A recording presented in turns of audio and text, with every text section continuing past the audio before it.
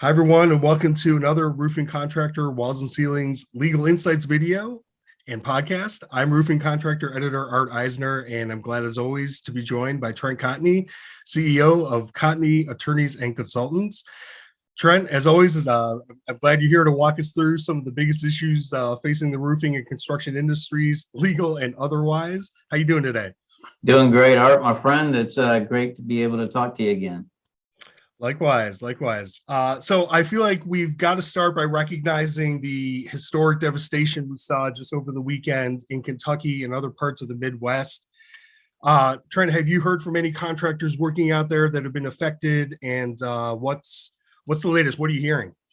Absolutely. So when that storm hit over the weekend, or I guess it was Friday when it actually hit, but I immediately knew that there was going to be some problems. And before I even got the reports that came in, it was pretty obvious that this was a significant storm that caused a lot of damage, not just to property, but a lot of lives lost.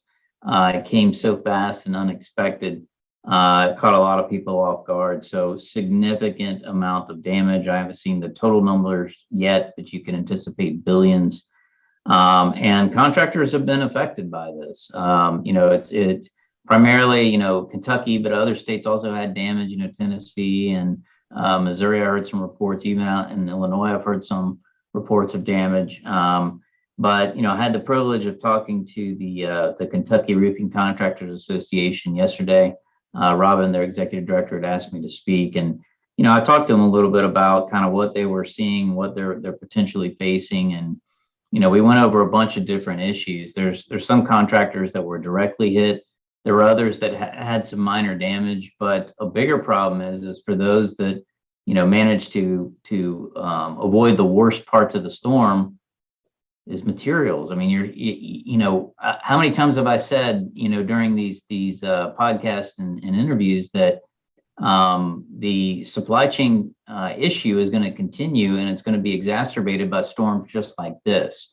And what I want our listeners to understand is when you look at billions and billions of dollars of damage, including large commercial facilities like that Amazon fulfillment center, that needs construction materials in order to repair it. So, and it's not just going to be related to that region or the Midwest, it will affect the national supply chain. So that's definitely something that contractors need to be aware of. We won't see the full ramifications of that for probably a month or two, but it's not going anywhere. The volatility will still be there. But horrific incident, we're still getting calls daily of contractors that are having problems, that lost materials that were in their yard, that had damage to their vehicles, that are trying to figure out how to engage in temporary storm repairs.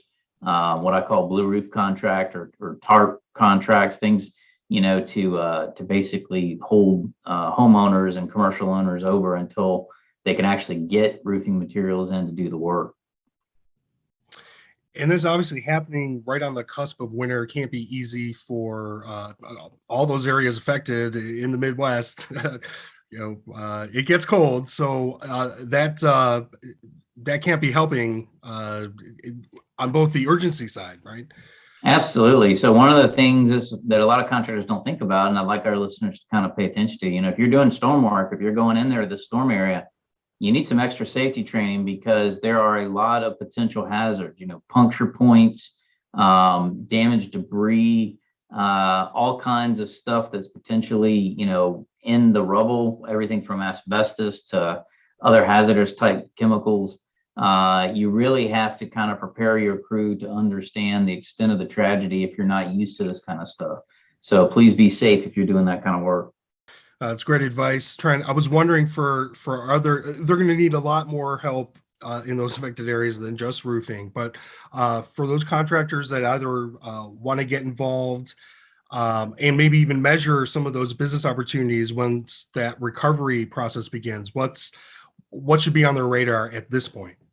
Yeah, so there are a lot of charitable organizations that have already mobilized. One of the things that you can do is you can work with the local associations. Each of those states have local associations that are active and working with various contractors that are part of that, regardless of whether it's TARC or the Kentucky Association. or even, MRCA to a certain extent.